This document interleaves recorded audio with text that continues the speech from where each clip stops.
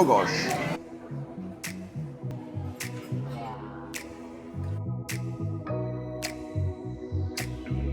This is interesting. Never had this in Korea before. It's like fried fish. Can you bite the head? Let me try to bite the head. No, it's crispy.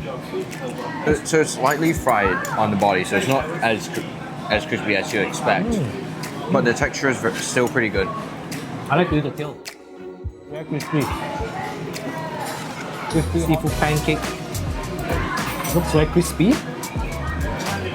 Do they give sauce in it? Oh, I'm going to try the sauce. This is what the sauce is for from before. Try the sauce.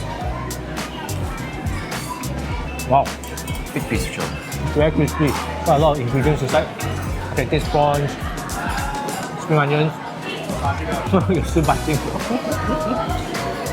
Yeah, you're right. It's light and crispy. It's not too greasy as well. Oh, our tofu is here. Ah, that's wobbly.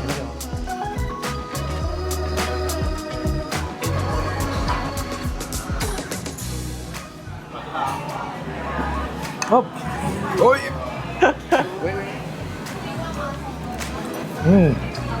I took the standard, so it's not really that spicy. The taste is somewhat reminiscent of the kimchi jjigae.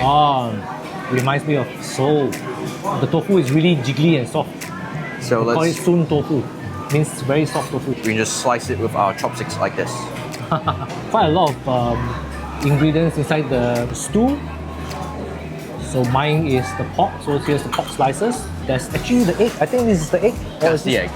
Very, very big piece of dumpling right here. The flavors are really good. The flavor of the filling is good. However, there is quite a bit of empty space inside the dumpling, so So-called dumpling expert.